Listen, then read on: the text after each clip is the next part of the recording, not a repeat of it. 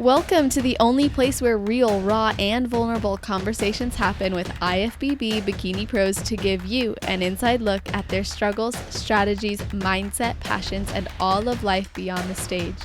This podcast is made to inspire, motivate, and remind competitors and the average gym goer that even the most extreme lifestyles and elite athletes have their ups and downs. Thank you so much for tuning in today. I'm your host, Celeste Rains-Turk, and now it's time for the Confessions of a Bikini Pro podcast.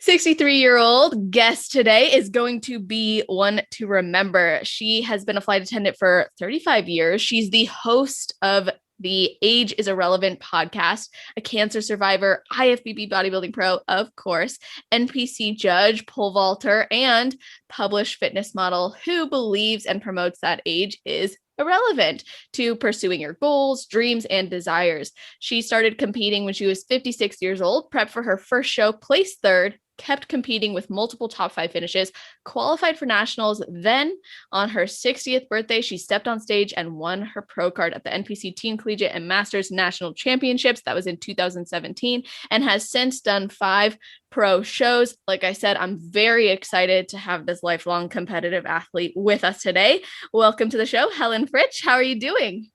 I am doing great, Celeste. I hope you're well, and thank you so much for having me on the show. Absolutely. It is my pleasure. Like I was telling you, I'm just so excited about this, and I can't wait to get into more of your story. But before we do, I always like to break the ice and hear if there's anything that you do or think about right before your heel hits the stage. Oh, yeah, of course. What's great about being an over 50 Masters IFBB Pro is that I have, been able to be part of this posse, and we all go around and try to do the same shows together. So it's really, really super fun. And luckily, promoters are starting to notice us now, and more 50, 55, and even 60 plus shows are being added to this schedule, which I'm just super thrilled about. But, so we're backstage cutting up, and I finally, when we get into the lineup and I finally put my shoes on, I just kind of zone out just for a minute and just think about my individual prep, when I started, how hard I've worked, and that this is it. And that, take a deep breath. You're out there to knock out the judges and show them, even though you're in your 60s, what 60 plus does look like. And you're proud of your package and you're going to bring it, and just think, manifest very positive things. So, and then just, kind of come out and take a deep breath and straighten up my posture, and I'm ready to go. Yes, I love that. Show them what you got, show them what you're made of. That's always a fantastic mindset to have before hitting the stage. Get that fire in you. And I want to say and acknowledge you for all that you're doing. And I think it's just amazing. And I wanted to acknowledge you while we're recording because it's awesome. And there's women who are listening to this, because I frequently get messages from listeners like, hey, have you interviewed anyone in this age or closer to my age here? And you are a perfect guest to speak to them. And I just know this is going to be very valuable. And now more of them will know about you and your podcast as well. And I would like to actually hear what inspired you to take your journey and completely brand yourself around it. Well, like you mentioned, I've been a lifelong competitive athlete. I lettered in 4 sports in high school. I ran track at the University of Kentucky. And even when I got out of school, I continued down that path of, jazzercise and step aerobics way back then. And, I continued to work out, and I'd go to the gym and lift weights. And I just enjoyed doing it because my philosophy back then was you work out and then you can and I ate okay, but that was my goal. It was just like, just work out and then you're, eat and you can just, have a good time. And I finally hit 55 and I thought, oh my gosh, I'm going to be 60 in 5 years. And I was in good shape, but I wanted to get into like the best shape of my life. And I started asking around, and somebody, mentioned bodybuilding, and I go, oh, okay, well, that's interesting. I don't really know too much about that. So anyway, I reached out. Somebody hooked me up with a gal who was a competitor. And when she started talking to me about the really strict diet, and you're going to have to start training, X amount of weeks out for a show. Well, my hobby is wine. I'm a certified wine specialist also. And at the time I'm working at a wine and chocolate shop. And so I'm sampling wine every day. And the couple that I worked for, the wife was the chocolatier. So, she's like, try this, try that. So I thought, well, I'm working at a wine shop and I drink wine every day and I eat chocolate, quite a bit. So I can't do this. And I literally shelved it and said, okay, well, that was a fun thought. But, sometimes you have to go through life with your peripheral vision wide open and you take those blinders off. And I've learned over the years that that's what I do, because the universe, always has your back. It wants the best for you. And, opportunity comes. And if it's presented to you, you need to be open to receive it. And 6 months later, I walk into the gym to train with this one specific gal who's a bodybuilding competitor. And she was working with a client, and the client says to me, "Oh, are you a competitor?" I said, "No." And she goes, "Oh my gosh, you should be." And then my girlfriend, which of course, me being naive and a newbie at the time, she goes, "Helen, there's a show in a month. You should do it." And I'm laughing, going, of course, I didn't know that you can't get ready for a show in a month. She goes, "Oh, we'll just tweak your diet a little bit." And I started thinking, I can do anything in a month. And I said, okay, I'll do it. So literally cold turkey, stopped, eating crazy stuff, really put the wine on the shelf. And in a month, I was amazed, just even a month, how my body, transformed and changed. And I, once again, naively jumped on stage at age 56 with these 35-year-olds in a bikini, local contest in Charlotte. And I came in third. And I thought, oh my gosh, this is awesome. And so I decided to continue. And I did Masters Nationals that year and came in third in that. So that just kind of set the tone. And as I've, continued down that path, my body has improved. But, once I finally reached to the point where I won my pro card, then women started reaching out to me and saying, well, how did you do this? And I just thought, well, age is irrelevant. Why are you putting your limitations on a number? You can do anything you want, anytime you want. And, we all have these dreams and aspirations and goals. Go for it. And that's what kind of started everything. And then I thought I needed to get the word out. So I started this podcast, Age is Irrelevant podcast. And I've interviewed these amazing women who are in their 40s, 50s, 60s, 70s, and 80s, who are so motivational, so transformational. And they've started, some 100 pounds overweight, all kinds of health problems and addictions, and, managed to work through all that. And so it's just so inspiring to me to see these women. And, I'm helping people today, specifically women in their 50s and above, either for lifestyle to, get in better shape, or I just started taking on clients also too in the bodybuilding world. And my 2 clients have done extremely well.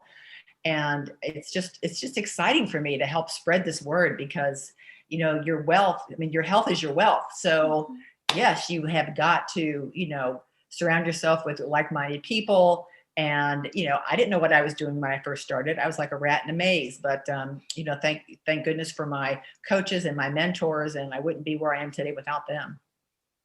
Beautiful, beautiful story. And in the creation of your now trademark, your mission statement, really, you've been able to continuously live this way and inspire others to live this way. And you said that at 55, you kind of put this idea on the shelf at first, and then you realize later on, okay, I'll do this for a month, and you ended up performing really well. But what have you had to change to make this lifestyle as a IFBB pro continue? Because you did mention you were doing though you were working in the wine shop, you were tasting these amazing chocolates. Are you still doing that? Are you still passionate about it? Like, what else changed in your life?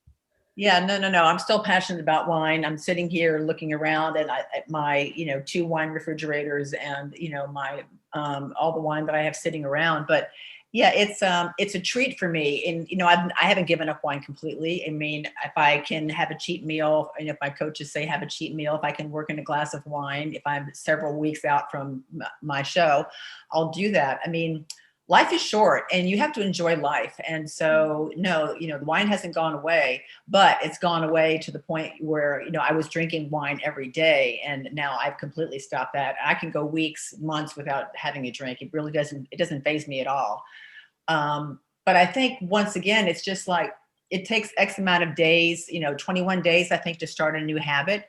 And I think, when you see these amazing changes, the body is an amazing machine, and you treat it well and it will treat you well. And so, when you eat whole, clean, processed food and drink tons of water and really, work on, going down that route, then your body's going to respond positively to, that environment. And for me, it's just a way of life now. It's a lifestyle. Even in my off season, I have this little Travel Pro cooler that's my sidekick. And if I'm running errands and I'm not going to be home in time for a meal, the meal comes with me.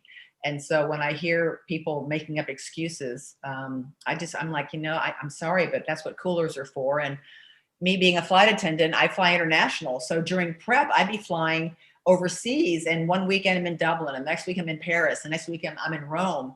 But my cooler is full of food, and I have like this little routine where I'd get to bed anywhere from 1 a.m. to 4 a.m. in the morning. I'd sleep for 3 hours, force myself to get up, eat, do an espresso, go to the gym, get my workout in, and then I could go out and enjoy, the rest of the day with my crew.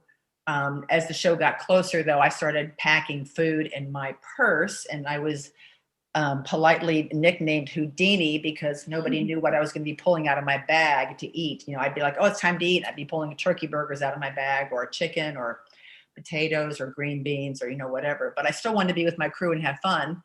But it's all about priorities, and it's all about what's important to you. And that's what sets the standard, I believe.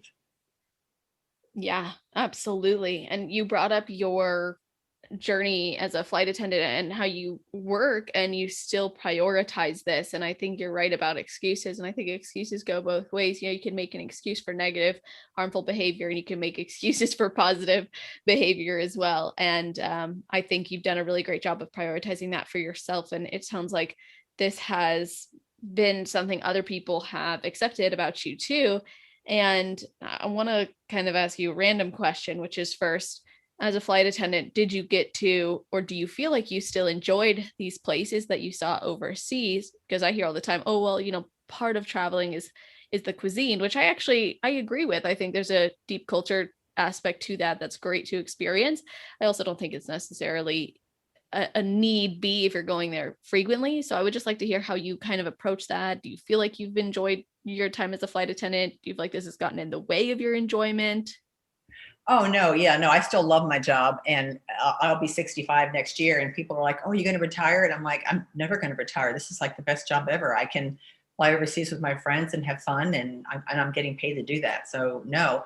And, as far as all the eating goes, the eating over in Europe is incredible, especially Rome.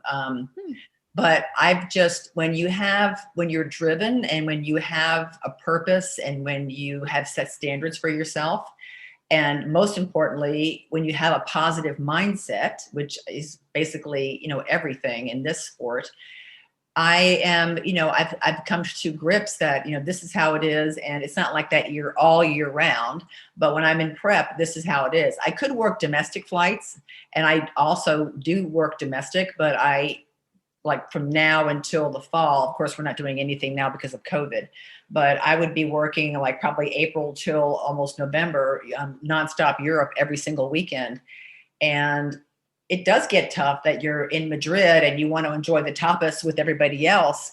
But, a lot of times my coaches would give me maybe a cheat meal, or they would say, okay, well, Saturday, you're going to be upping your carbs till 300 grams or something. And so that gave me the indication, like, okay, well, I know what restaurants we're going to go to, and I can eyeball stuff that I can eat, and I can work those into my macros. And, so it's just preparing. A lot of people, I don't think, come prepared, or they don't prepare enough. And that's where they get, stuck with, like people talking about, gaining the 10 or 15, 20 pounds during COVID. I asked some friends, I'm like, well, why are you even bringing that stuff into the house? I'm, a dark chocolate fanatic. I love like ice cream, and I can't bring that stuff into the house. So if it's not here, out of sight, out of mind. So for me, it's just one of those things where you really have to, this is what I'm doing and this is what I'm focused on. These are the end results that I want. And you just stick to it. And you have to really, there's times when I have to give myself a big pep talk, because not everybody's up every day. I've driven to the gym before and looked at it and put my car in reverse and driven away. Mhm. So, some days you're tired, some days you're, lethargic, and especially if I'm flying overseas and I only have 3 hours sleep under my belt, it's tough. But I just keep thinking about the end result. I know when I won my pro card, I decided, of course, once you become a bodybuilding competitor, especially in bikini, everybody wants to win their pro card, So I started competing, and then finally in 2016, they added and I was just competing in bikini only, but in 2016, they added a 60 plus figure to Masters Nationals that next July. And I went into my coaches and I said, you know what? I said, I have a year, and I said, I'm going to compete in bikini next year. I go, but I also want to grow some muscle and I want to compete in figure. I go, because I'm going to win my pro card and I'm going to win it in figure at that 60 plus. And so I trained and I still competed, but I crossed over and I would do a bikini and figure in these local regional NPC shows. And then when Masters Nationals rolled around, I got third in bikini, and then I won in the 60 plus figure.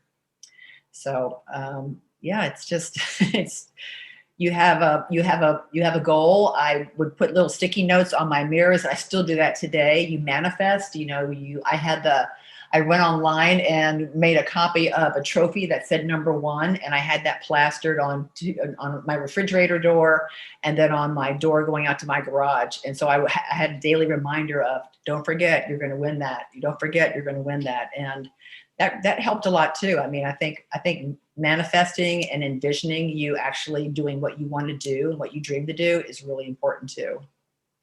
Absolutely. It is so important to focus on the goals that we have. And I think there are going to be circumstances where you have to still live your life, like you said, recognize where that is and when that is, and how you can be prepared, which is so important in anything, as you've mentioned. And also take a step back and see, what is it you actually are working for, and visualize this and align yourself to this every single day with your actions and with those belief patterns and with the commitment or the environment that you're in. And while I don't necessarily believe you have to like trash everything in your house if this is your goal, I believe we should be able to coexist with these things outside of our like meal plan or whatever. Right. I do agree that it's important to stay focused on that end result and not let that there's like all those short-term pleasures, they can really get in the way. And I think it's so cool that you've been able to prove to yourself and others that this is possible. And something that I wanted to actually ask you about is how you knew that, and how you continue to keep your fire lit, because there's people I know in their late 20s, almost going into their 30s, or they're in their late 30s and they're like, I'm too late to the game. Like it's too late for me. And I think a lot of them maybe focus so much on they want to win like they want to be the best ever, which is fine. I think that's a good goal to have as well. It pushes you. And then there's others who just want to keep competing. How have you kept your fire lit, and how do you, really remind yourself and let it sink in that yes, your age is irrelevant? Like, what would you tell these women who feel like they're too old? Yeah, no. Well, once again, it's all about mindset. You have to have a positive mindset going into not only bodybuilding or any type of sport, but just life in general, if you're wanting to, do something. But I think what's also really important too is that you have to believe in yourself, that you can do it. If there's women out there who are saying, no, I'm too old, it's just not time for me, I'm past my prime, then they're not believing in themselves. They don't think that they're able to, take on that type of commitment or that type of responsibility. So you really have to believe in yourself that you can do it and that you are able to do it. And, as far as, keeping the fire lit,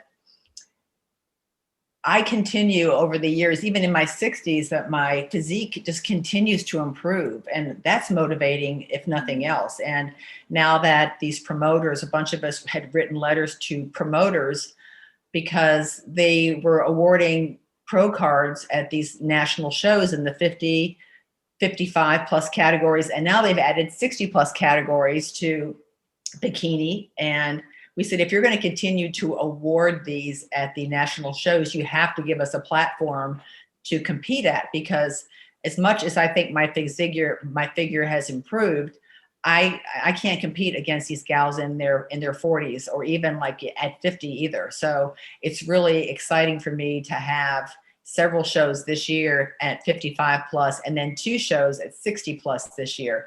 Wow. So, you have to surround yourself. Once you decide you want to do something, then you go out and you find mentors and coaches. And if you can't afford that, then YouTube or the internet has a plethora of things that you can follow, and you can do online programs for a lot cheaper possibly than hiring a coach, because I didn't know what I was doing in the beginning. And I just depended on 2 people that I knew in the bodybuilding world to help me. And then my second show, I hired a sports nutritionist who helped me tremendously. And then finally, my third show, I hired a coach who was my nutrition and my conditioning coach and, prep coach.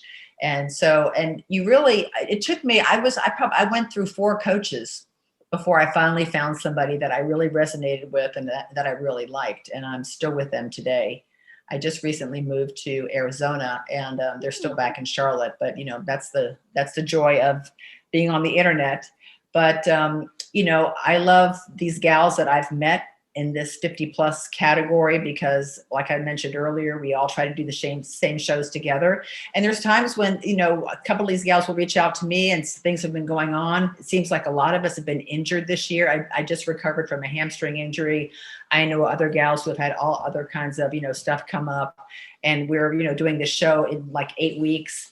So it does get a little stressful. Each prep is completely different, but, I look to them not only to help me celebrate when I do things well, but hold me accountable, and then also lift me up when I'm down or not in a bad mood or in a bad place.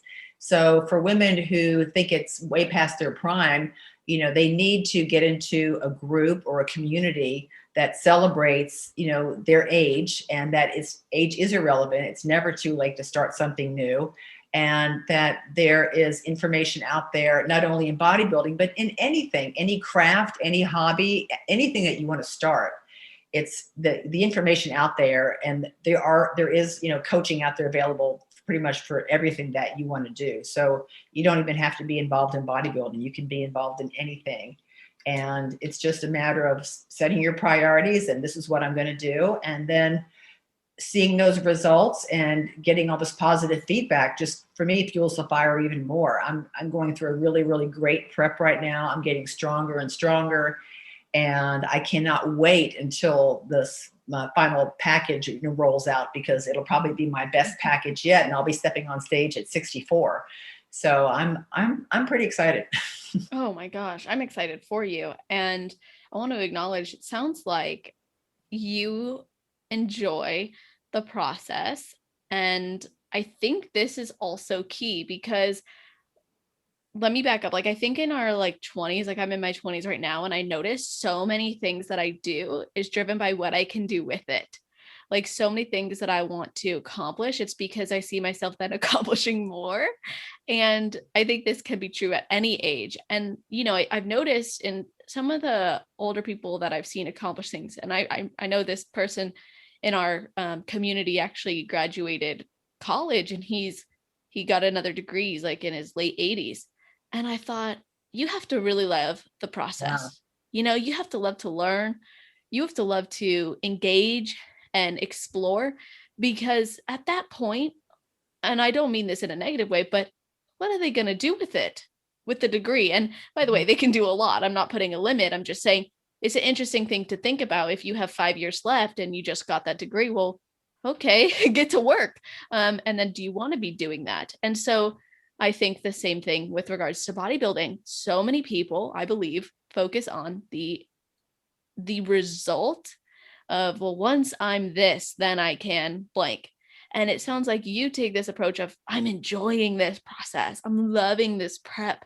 I see the improvements happening, and I'm advocating in this sport. I'm making a difference, and I've developed this community. And I wanted to acknowledge that. I think that's a great lesson to all of us of, hey, let's celebrate the process as well, not just what could come of it.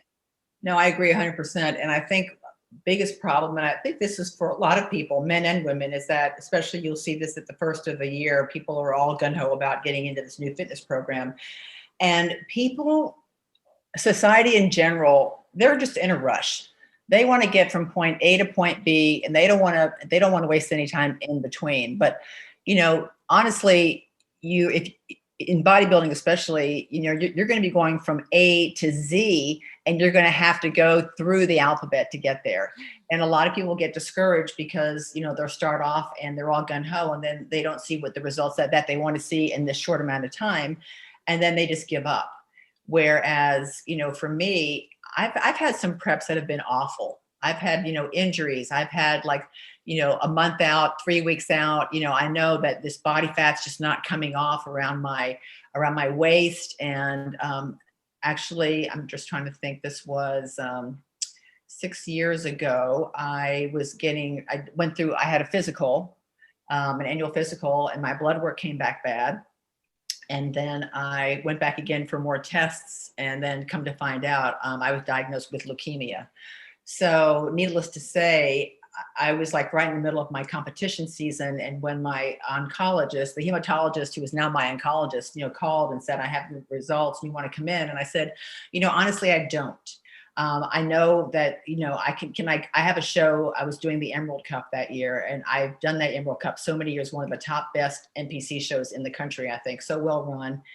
And I was like, I just want to go to the show and do well. And I don't want to have my cortisol any higher than it normally is for these shows. And I said, so I'll get the results when I come back. And of course, I kind of knew deep down what the results were going to be. But anyway, I went to the show and then came back. But, so you deal with health issues and all, family issues. And, now that we're older, our parents, we're taking care of our parents. And so, a lot of things can happen, and each prep is different.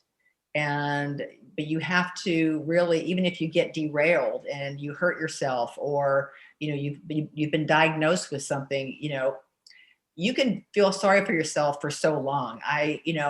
When I was diagnosed with leukemia, I finally was like, okay, I'm at a crossroads here. I can either go down the victim martyr route, or I can go down the victor champion route. And I am not going to be a victim or a martyr, ever. And so I've accepted it. And luckily, I think with my healthy lifestyle and eating and positive mindset, I've kept my numbers at bay. And, so far, no surgery, no medications, no chemo, no nothing. Wow. And everything's going great. And I don't really even think about it. It's just an added layer that's a part of me now, but I don't focus on it, and I don't use it as an excuse.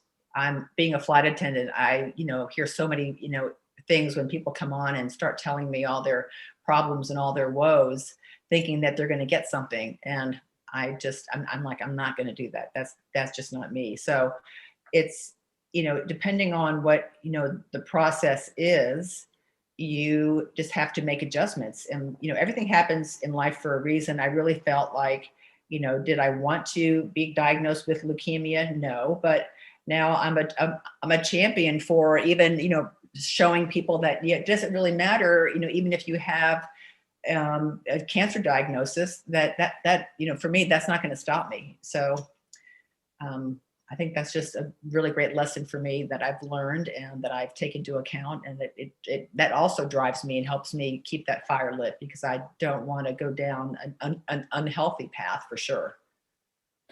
I'm so curious what your doctors have to say about your lifestyle as a bodybuilder. They are thrilled. They're like, we wish that we had more, patients like you.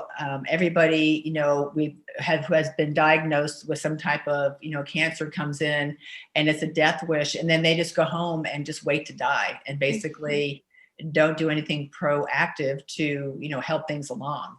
And that's frustrating for me. I have some friends who have done the same thing. And I'm like, read this book, go to a homeopath, try this, I get acupuncture, I go to a homeopath.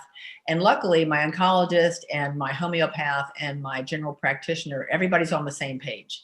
So that makes me happy. So everybody is, working together, and everybody's very happy with my lifestyle. They wish that there were more people who would take their health into consideration versus just taking pills and just waiting to drift away.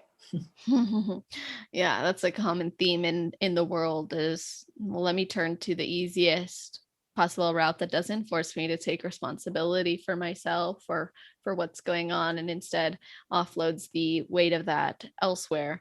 And you sound like someone who's pro self-responsibility and pro going after what you want. And you've mentioned mindset a few times, and being a sucker for psychology and mentality, everything that has to do with personal development. I want to hear, what are some things that you do for yourself every day that support you and feed that positive mentality? Well, I think honestly, most importantly for me is, when you get up in the morning, that basically sets the tone.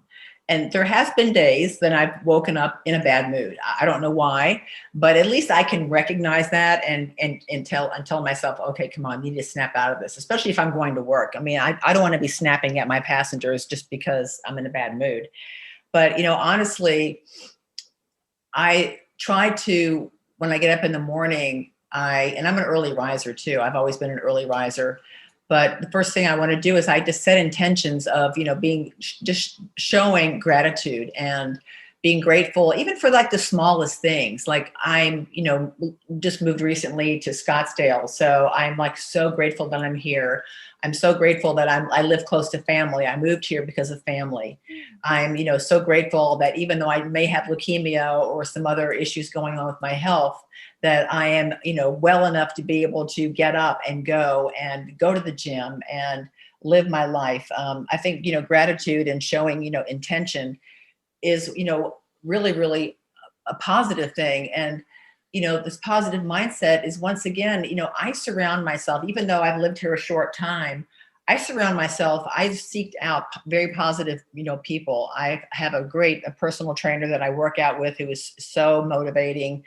I actually started pole vaulting back in January. And so that's super fun. And I've been, pole vaulting, and my coaches there are great. I've met some really, really great girls at the gym. And I just, surrounding myself with like-minded positive people, I think is so important. And then just trusting in God and trusting in the universe that you are where you are for a purpose and a reason, and that things will happen that are meant to happen. And even if you've gone through bad times or you hit a hurdle or a roadblock, there's been times in my past where I just went through so much heartache and pain and tragedy. But now looking back, I wouldn't be where I am today without going through all of that. So I think, with age comes wisdom. And I'm at a point now where I'm very mindful of what the universe is trying to present to me. And I'm very open and accepting. I don't have my blinders on at all. And I think that's a lot of, issues that people do, especially women over a certain age who don't think they can do something anymore. That, yes, you can. And if you open up your peripheral vision, it's just like driving in a car. You're sitting there, you're going forward, you got this windshield, which is basically your peripheral vision that you can see completely. And then you've got your rear view mirror. Well, so many times people focus on that rear view mirror / the past, and they can't get past certain things. But that rear view mirror is small for a reason. And so, you may want to glance back there every now and then to remind yourself of what is back there. But the goal is that your foot's on the pedal and all, eyes, always forward. And, you're marching to the beat of your own drum, and you're going straight ahead full force. So I love that. I think there's something, actually, I know there's something powerful in not dwelling on problems, situations, experiences, and rather applying them. And like you said, finding the meaning in them. But in looking in the past, we can learn things. And I was curious if there's things that you wish you had or maybe hadn't done when you were in your 20s, 30s, 40s, and if you could go back in time or offer feedback for others, what those things would be? Well, my 20s, I was a train wreck. Even though, I mean, of course, when you're living in the moment in your 20s or your 30s, you think you know everything, or you think that you have life down. But I got married at 25, divorced at 28. It was an extremely painful, heartbreaking divorce for me. I actually didn't want it, but I was so happy that he, filed for divorce, because I was just emotionally abused. And I just turned into this very victim martyr woman who was so codependent. And, I would have to ask him if I could, go out to lunch with a friend or something. It was just, I look at myself back then and I just think, oh my gosh, just so sad, so sad. Mm-hmm. And, my 30s, actually my late 20s, I thought I have to get out of here. I was living in Kentucky at the time. And so I was a phys ed teacher teaching. But I loved, because I loved working out, and I was working at like a restaurant part-time to make some extra money. But I was like, I have to get out of here. And so finally, when the divorce was final, I thought, okay, I need to move. And my ex-husband actually worked for the airlines at the time as an agent at the airport. And so I had, I was able to experience flying for free and going different places. And I thought, you know what, I'm going to apply to be a flight attendant. And that's what I did. And I finally got hired by this airline called Piedmont, which was a little regional airline in North Carolina. Mm-hmm. And I literally packed up a U-Haul and I moved, and I've never looked back. So that was my 30s. And so readjusting to, that life. I wasn't as much of a train wreck, but I was still, kind of feeling myself out as newly single. And then finally, in my 40s, I finally started finding myself. Every year when I would turn 30 or 40 or 50 or even 60, I would celebrate that. I would be like, this is a new decade. The old decade is done. The new decade is here. I am so excited about what's going to happen. And, life just keeps getting better and better for me. But I think that's just because, once again, I've got this positive mindset where I didn't dread turning 60. I didn't dread turning 50. I had a monstrous party for myself on my 50th birthday. Next year, when I turn 65, I'm already talking about maybe climbing Mount Kilimanjaro.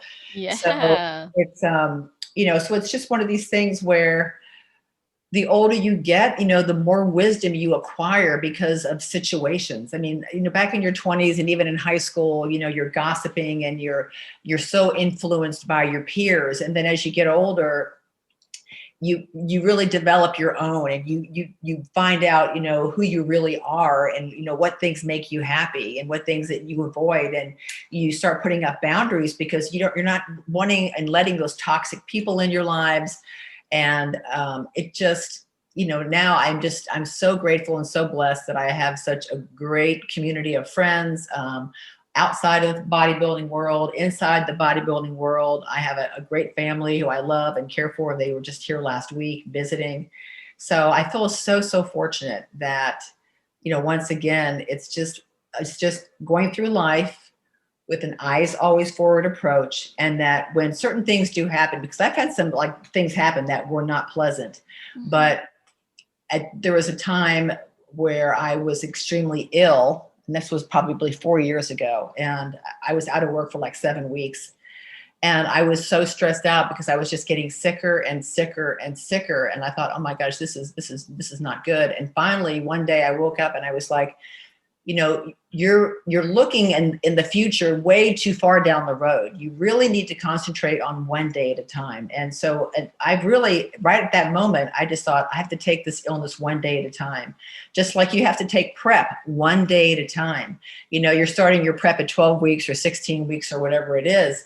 You just take it one day at a time. You're going to have really good days. You're going to have a bad day, but then the bad day is going to go away because the next day is a new day.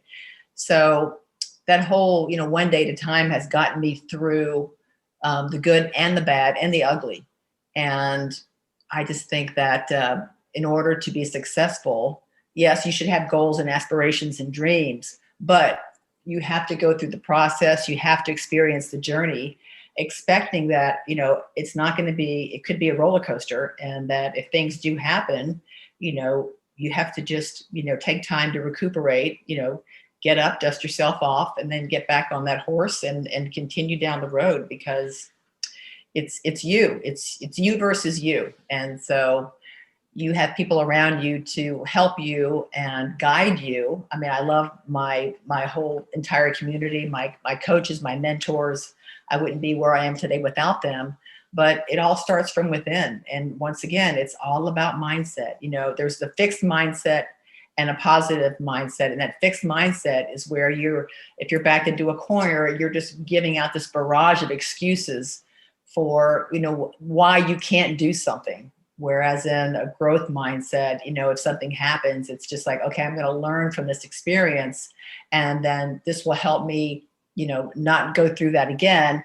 And I'll take another path, and this will just, make things better. But psychology, just like you were mentioning, is so important in, all phases of life, but especially bodybuilding, because it's a hard sport. It's really, really hard. It's not easy. Yeah, absolutely. And I think contribution to this niche is lacking, which is why I'm doing what I'm doing. And I think, like you said, it is one of the most important, if not the most important element to it, because if we believe that thoughts and beliefs dictate behavior, then it's going to impact how we approach our prep and how we approach improvement seasons and how we approach, like you said, those roller coaster experiences that come, not just in bodybuilding, but all aspects of life. And you yourself have had these various ups and downs, and you've made it through all the downs, and probably it sounds as though you've come out on top and you've used it to add more fuel to your fire.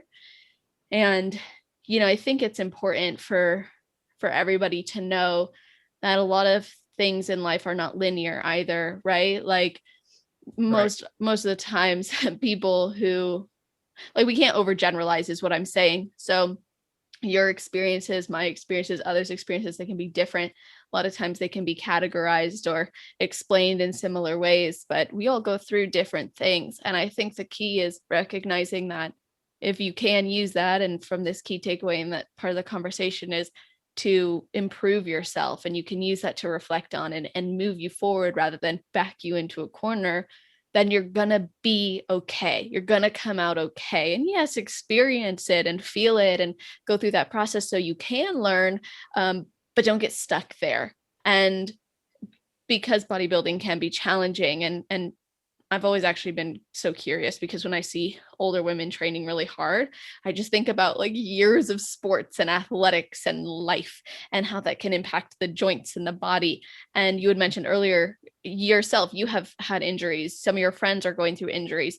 And there's other challenges with bodybuilding. So I was hoping you could share maybe how your age has, if at all, impacted pain or body function and mobility, how you've overcome those types of challenges, and anything else you find challenging about bodybuilding. Yeah, it's for sure. I mean, for me, you have to take care of your body in order for it to perform well. So I'm a huge proponent of, I go to a chiropractor probably every 2 to 3 weeks. I found a great one out here in Scottsdale. I get a massage at least once a month. And, foam rolling and stretching, I should do a lot more than I really honestly do.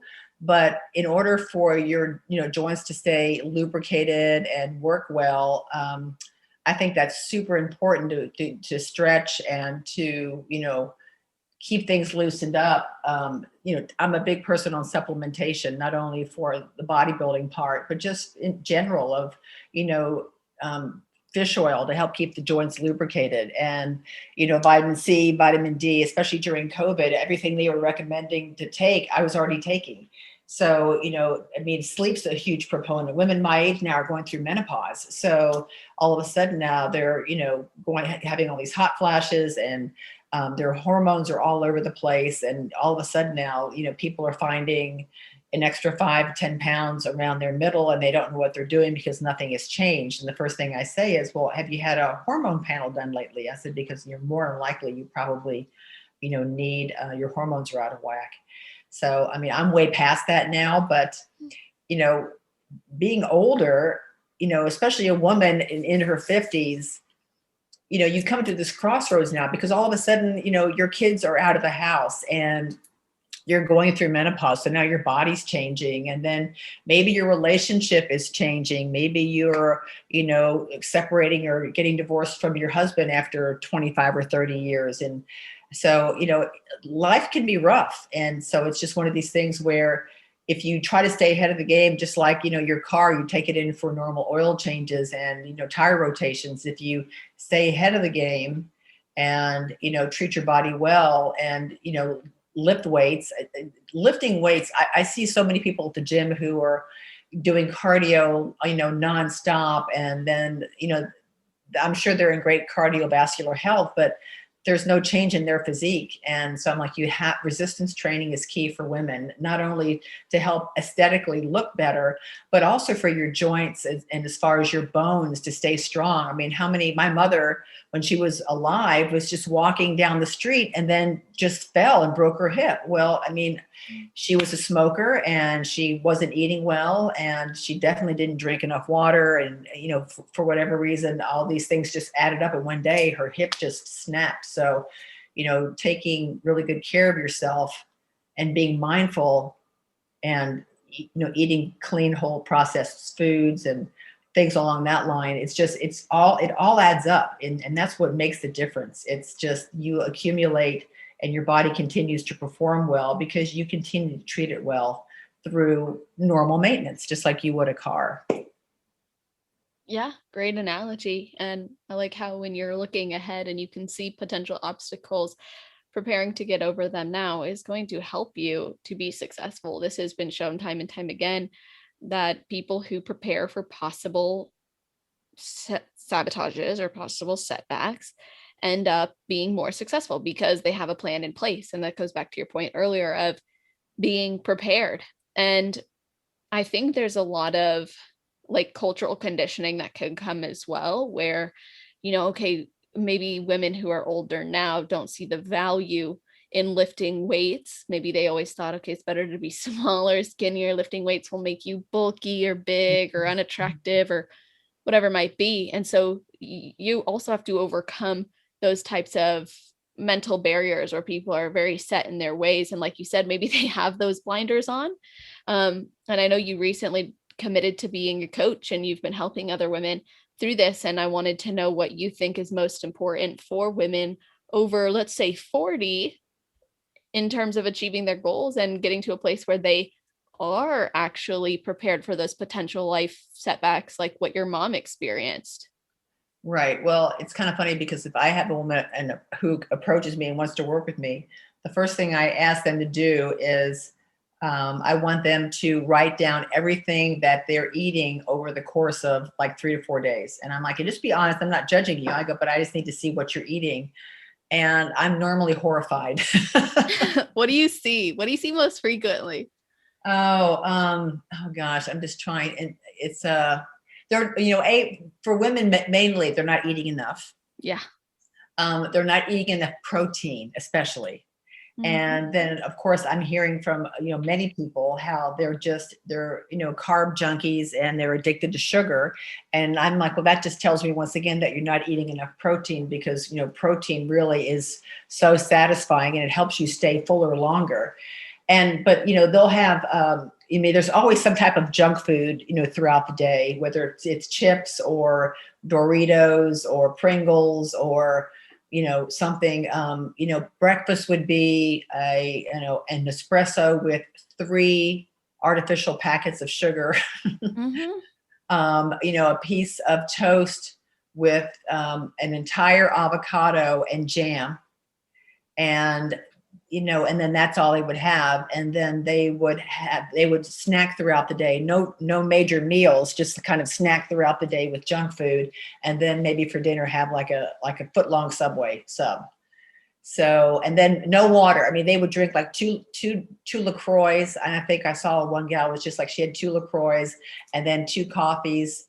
And then, and I was just like, oh my gosh, so yeah, it is crazy. And I'm like, well, here's what here's what we would be doing. And this is what's, you're not eating enough. And, you're going to have to bump your 2 meals up to 5 meals.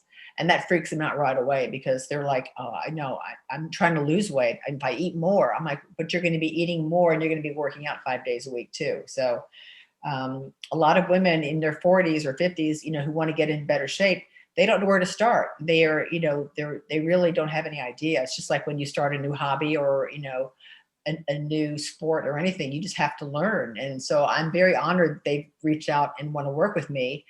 But one thing I try to make very clear up front that, I am their mentor and I'm their guide, but I cannot do the work for them. So they have to come in with 100%, mindset, knowing that their diet and their lifestyle is going to change drastically. And I want to make sure that they have the support at home to do that. Because I've also heard excuses of, well, I went to a restaurant that my boyfriend took me to and I couldn't eat anything on the menu. And I'm like, well, does your boyfriend, support you doing this? And she's like, yes. I go, well, then why is he taking you to restaurants where you can't eat? And why aren't you looking up the menu prior to going to see if you can eat something there? And then if you can't, tell him politely that, hey, I'm in prep now, or I'm in this new diet and nothing on the menu is going to be conducive to what I can eat. So, it's just that excuse mentality and, oh, I'm addicted to carbs, I'm addicted to sugar. And I just thought, well, we all are. I mean, who doesn't love carbs and sugar? I mean, but it just takes, it's that whole mindset thing that you have to be prepared and you have to surround yourself with people who are going to support you. There's so many people out there who the women in the household are trying this new diet, but then the kids obviously aren't, and the husband doesn't want to do it. And then they're being made fun of for eating this food, and they shame them into, dropping out because they can't get things, done. So it's really, really difficult, but it's just one of those things where you have to tell yourself this is what you want, this is something that you want to aspire and that you want to do. Then you have to be mentally, physically, and emotionally ready to do it. And you have to make sure that those loved ones around you support you in your journey, because if they don't, then that's setting you up for failure also. So true. The environment really does play a role in our decision making and our success, especially if it's an environment we feel comfortable in and safe in and close with. And, I'm definitely under the impression and belief that if you're going to start a new lifestyle, make sure it's one that you can see yourself sustaining for years and years to come. And it's so common for people, especially women, I think, to say, oh, it has to be all or nothing. It has to be, I'm 110% on this plan, or I am a failure and I suck and I need a different diet, and it's like, well, what if we were to find a middle ground instead? And I think it's important that women who do begin these things aren't so afraid that it's going to be giving up everything, because their family probably has seen them do fad diets. And naturally then, they might think it's just another fad diet and it's not a lifestyle change. So there's so much that goes into making changes, not only just the commitment to it itself, but the belief about the change that's happening. And that happens both within the individual and the environment of which the individual exists, and then the complete macro system that this individual exists in.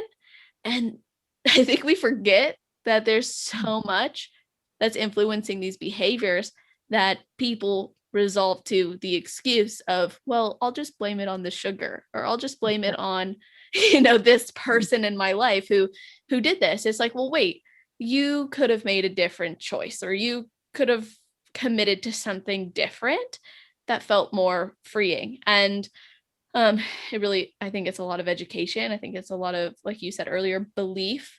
And there's a lot of people you have spoken with on your podcast who have done this successfully. And I was hoping you could share maybe some key insights or maybe lessons you've learned from the people you've interviewed that you now apply to your own journey, or that you've used to inspire others on theirs.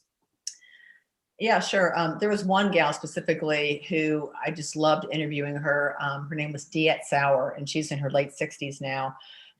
But she grew up in New Orleans. And so she said that growing up there, she had that New Orleans mentality, and that she was over 100 pounds overweight, just because of, eating poorly, growing up and just being in that environment at home.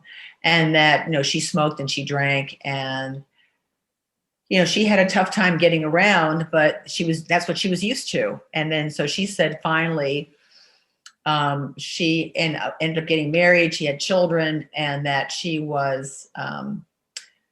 took her granddaughter to swim practice one day, and she was in the water with her daughter, she was watching the instructor with her granddaughter in the water, and just was thinking about how, she's so young and it's going to be great that she's learning how to swim now. And so anyway, that following weekend, she was invited to go out on the boat, I guess on a lake. And when she got there, she couldn't get into the boat.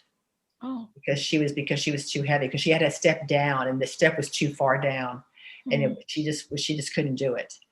And so she said that just kind of broke the straw that broke the camel's back, that she was like, I see my granddaughter having a great time swimming, and she's so young and she's going to live this really fruitful life. And I'm looking back on my life, and, here's who I am today. And now I'm struggling and I'm suffering.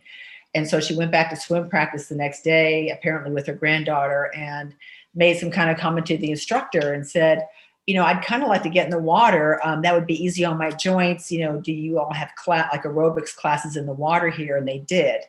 So she started doing that. And then all of a sudden, just from doing that basic movement in the water, for 30, 45 minutes working her way up to an hour, she started losing weight.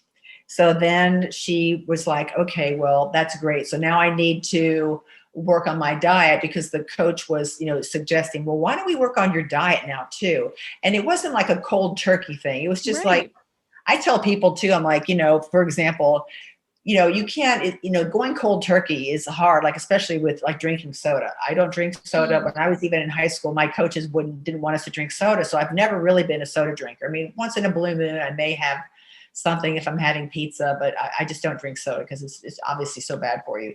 But she's like, I'm just going to give up soda. And so she started weaning herself off soda. Instead of drinking 6 a day, she went down to 5, 4, 3, 2, 1. And she couldn't believe that she lost 10 pounds just doing that.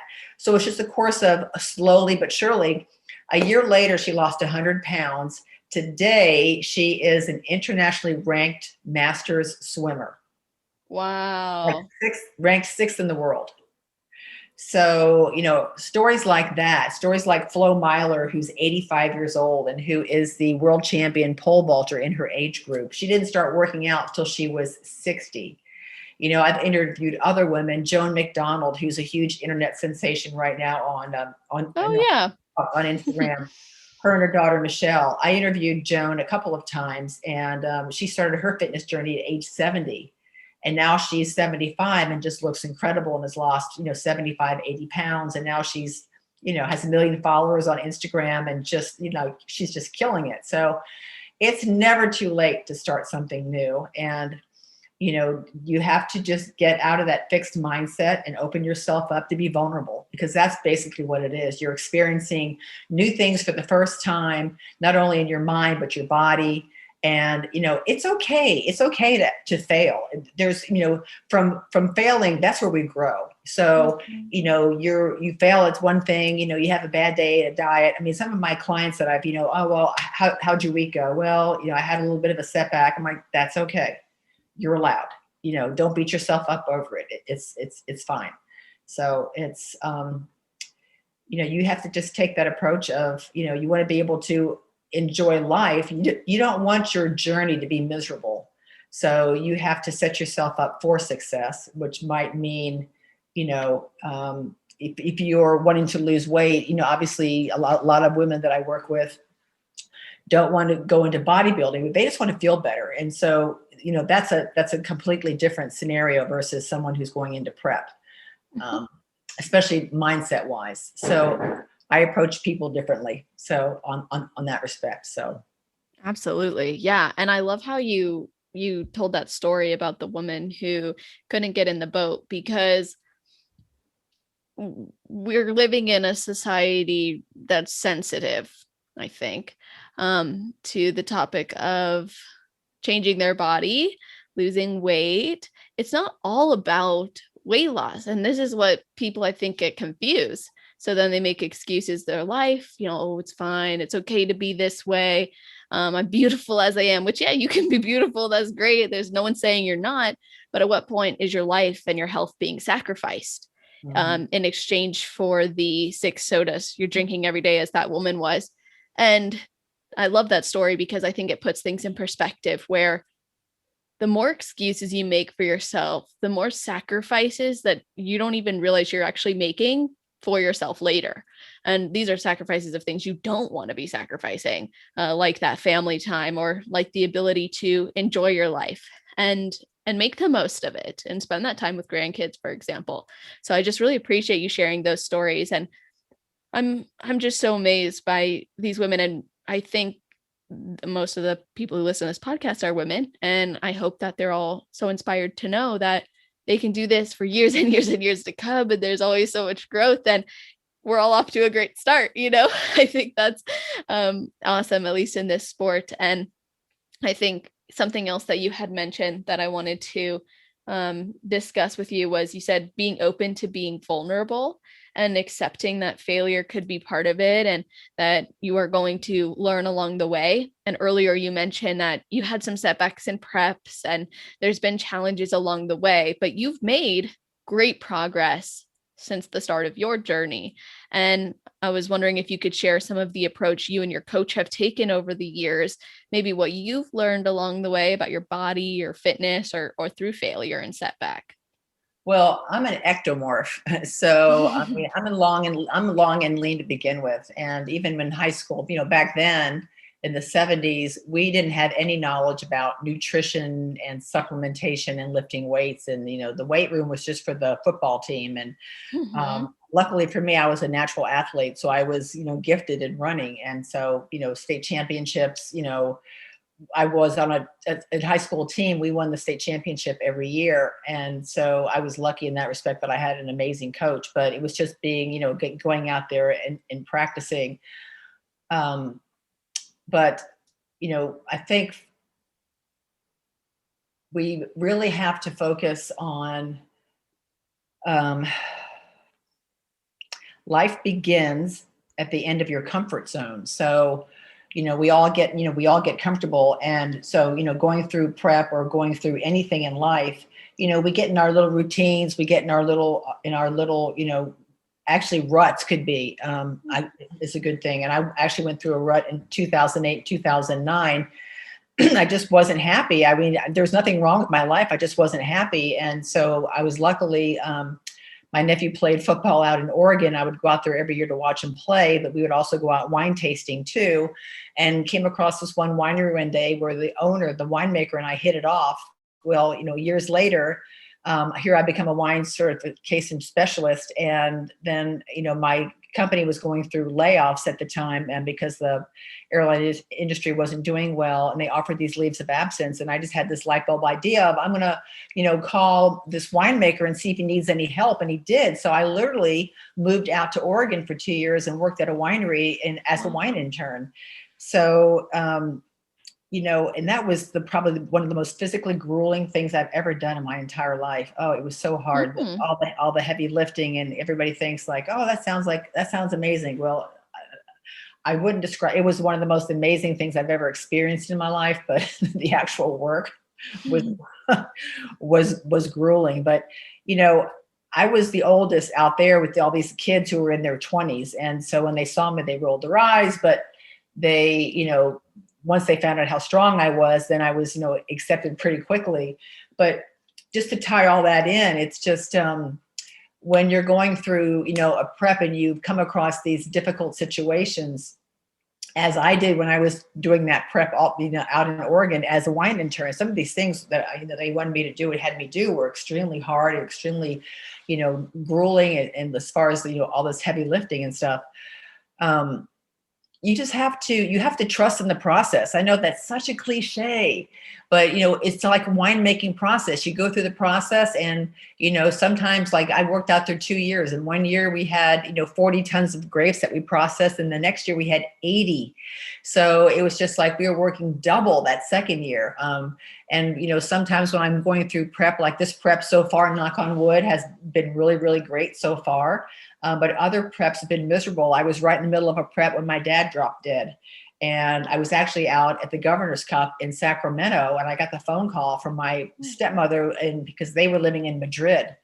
And, I was like, oh my, so I'm losing it. And I have to, go downstairs and withdraw from the show, then try to get back, home to Charlotte and then over to Madrid as quick as possible. So, and the rest of that year, I mean, I competed in shows just to try to keep my mind off of things, but it was difficult. It was just extremely difficult. So, each experience, each prep, each life lesson, teaches you something, and it makes you more resilient and makes you stronger.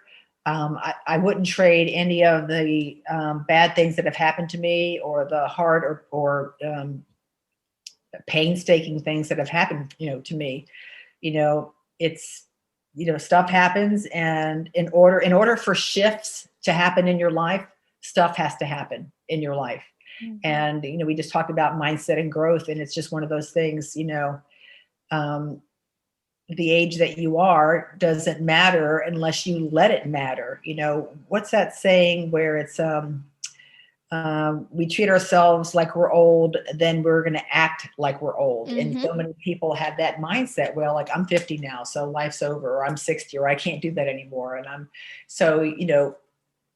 I know this is pretty general as far as that goes, but it's just that you have to trust the process. You have to trust in the people that you're looking up to help you, to guide you through that process. And, sometimes, most of the time it works out. I've had to switch coaches a couple of times just because, things just didn't work out for me with them. Not saying that they're bad coaching, but right. just for me, it just didn't work. But, it's just, life's journey is amazing. It really, really is. And looking back, I've had the most extravagant, wonderful life. And as I get older, my 60s have been tremendous, and I can't wait till I turn 70, so it's just one of those things where who knows, I'll probably still be competing. Maybe they'll have a 70 plus category at that point. That'd be awesome. I'd love to see that. Wow. Helen, you're so cool. I just love your mentality. I love how you look at yourself and you look at the things that you've faced in your life. I think it's going to inspire others to evaluate how they're looking at situations in their life. And things are challenging and they can be really heartbreaking too. And I just think it's great that you've been able to overcome that. And you brought up a great point that some people over-identify with the definitions that they believe come with the age that they're at, rather than thinking, how could I maybe break those boundaries, or like you're doing, change that definition. And do you think there's any common misconceptions that people have about older women that you are trying to change? Well, I used to. I mean, when I was in my 20s, I remember thinking, oh my gosh, when I turned 40, oh my God, that's just so old. I mean, that's just going to be so old, and I kind of chuckle about that now. But the reason why I started this podcast, Age is Irrelevant, because, there's women out there who are literally rebranding and redefining the terms old age and over the hill.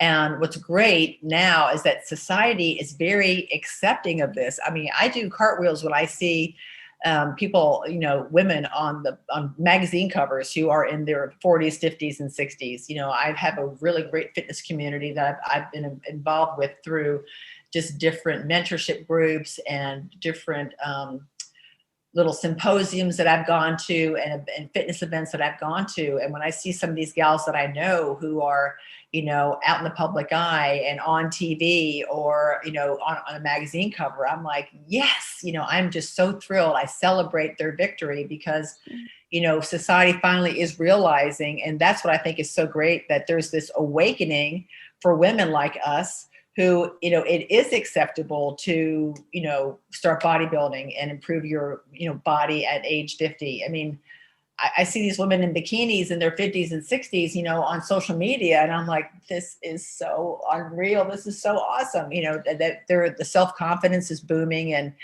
I'm all for that. So, it's just one of these things where, you just have to decide that, wherever you are in life, your mind gets you there first.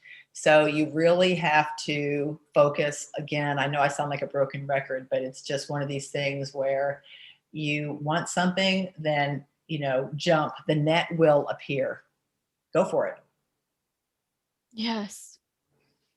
It's a great motto to have, a great approach to life, I think, as well. And knowing that if you can trust that it will appear, then you'll be more likely to make that jump. And trust is really important in that process. And I think you're really breaking down some of those barriers that people may have for themselves or about old age. And I just want to make a quick mention to anyone listening about I had Kate, another woman, she's another IFBB pro. She came on the podcast for the return series. She was one of my very first guests, and she is very passionate about gerontology. And so she came on, and you guys, if you want to hear more about like age and what to maybe expect or what's happening or how things are changing with age and how you can really transform maybe your thoughts about it, of course, not just listen to what Helen's saying and all of her great content, but maybe check out Kate's episode too. I think you guys would really like it. It's Kate Debate Returns, but you guys will really enjoy it. And I think it just flows nicely with this topic. And I'm sure I'll get messages like, do you have any others like this? So go listen to that one.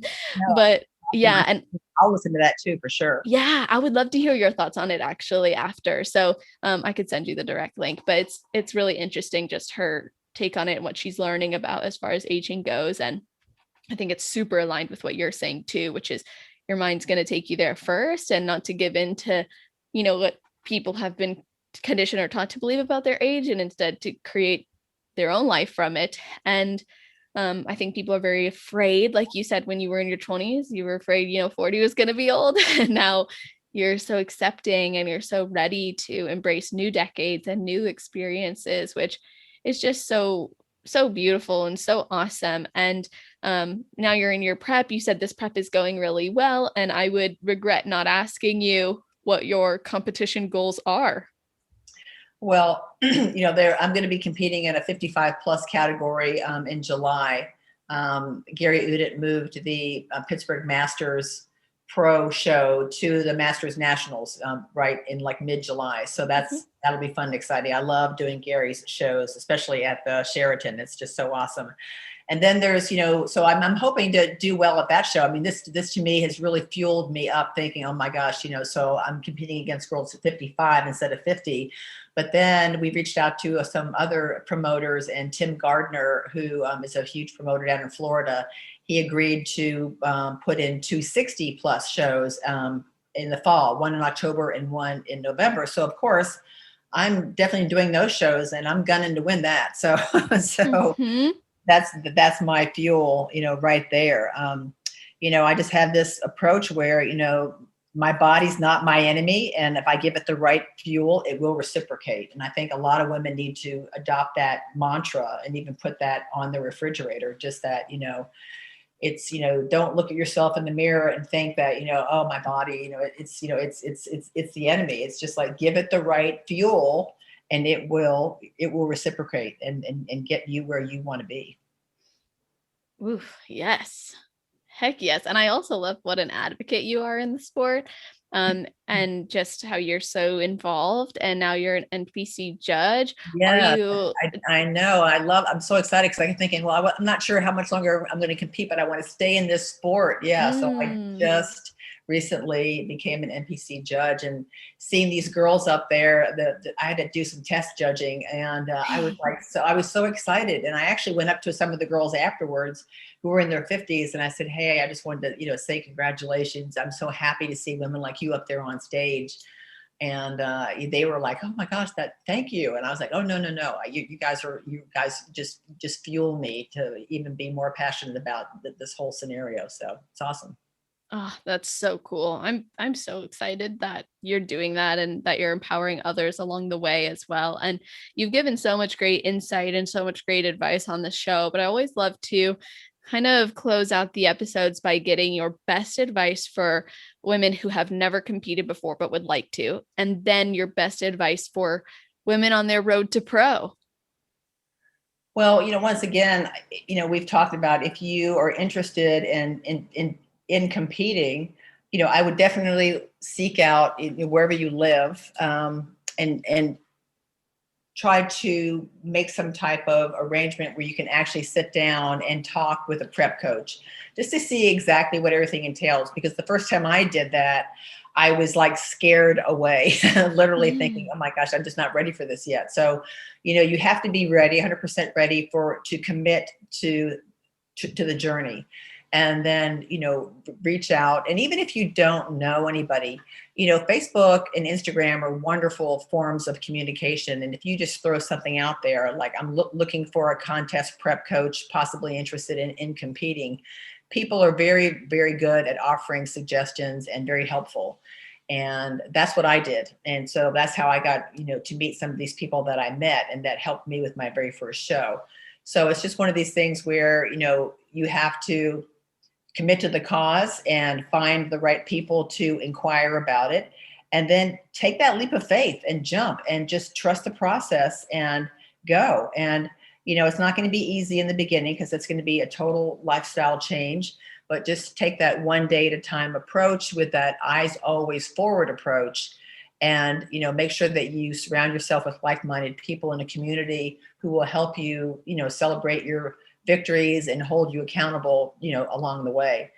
And as far as pros go, being a pro, every year I feel so fortunate that the women that I know and associate with and do all these shows with,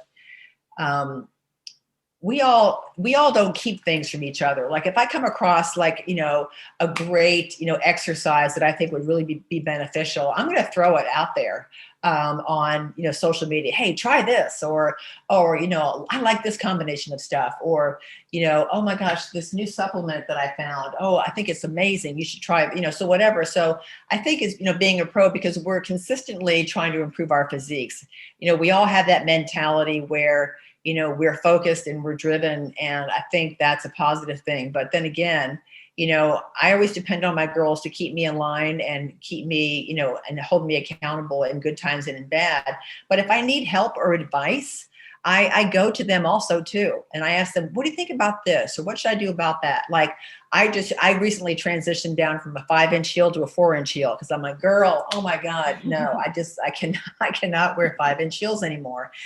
And I'll never forget, I went to a seminar where Sandy Williamson, our head judge, was there doing the seminar. And she was like, you can wear any type of heel that you want. We are not looking at your feet, and I was just like, hallelujah. You didn't measure my shoe while I was walking on stage with your eyes. Yeah, so, I was like laughing, thinking, oh my gosh, I can just see me now. I'll be transitioning down to 3-inch heels and 2-inch heels. I'll still be in my 70s competing, but I've got that 2-inch heel on, but it's still a heel. That's so cool. But yeah, so I just like the fact that, if we're going through something, that we as pros can look to each other for help and advice, because we all have some little trick up our sleeves that'll help. So I think that's what's, one thing that I love about my community, my little 50 plus posse. I love that. That is so special. And I think it's great that you have that as well. And that now people know that it exists. You won't be alone in this if you do start now. And I, again, Helen, just appreciate what you're doing, what you're contributing. I'm so grateful that I could have you on the show. And I'd love for people to be able to connect with you, maybe even inquire about working with you. So can you let everybody know how they can do that? Sure. Actually, I'm just getting ready I have a website now. It's ageisirrelevant.com, but I'm actually in the process of upgrading that, and it's going to be live in just a couple of weeks. And I'm going to be offering a community membership, and I'm also going to be offering one-on-one coaching. So you can probably in the next 2 or 3 weeks continue to check back at ageisirrelevant.com. And if you're interested in working with me, you can reach me at Helen@ageisirrelevant if you want to specifically work with me. And then I'm on social media on Facebook at Helen Fritsch, and that's FRITSCH. And then on Instagram, it's Helen Fritsch _IFBB Pro. Amazing. Okay. I'm going to make sure I put all of that in the show notes page. That's always at celestial.fit/podcast. You guys, Helen's going to have her own category section, of course. So if you're listening right away, she's going to be right at the top. You'll be able to get all those links. If you're listening to this in the future, scroll down to the category section, click on Helen's name. It's all in alphabetical order, and you'll be able to find everything she just mentioned. Of course, please tag us as you listen. Let us know what some of your main takeaways were or what you enjoyed most. Maybe some things you're going to apply moving forward. Always love to see that. And it would totally support the belief of the growth mentality. And we'd love to celebrate your success and your growth moving forward too. So again, Helen, thank you for coming on. Thank you so much for having me. It was an honor. Oh, I'm so glad. That means a lot to me and everybody listening. Thank you so much for tuning in again. I hope you have an amazing rest of your day, night, or morning, wherever you are in the world while you're listening to this episode. Make it up.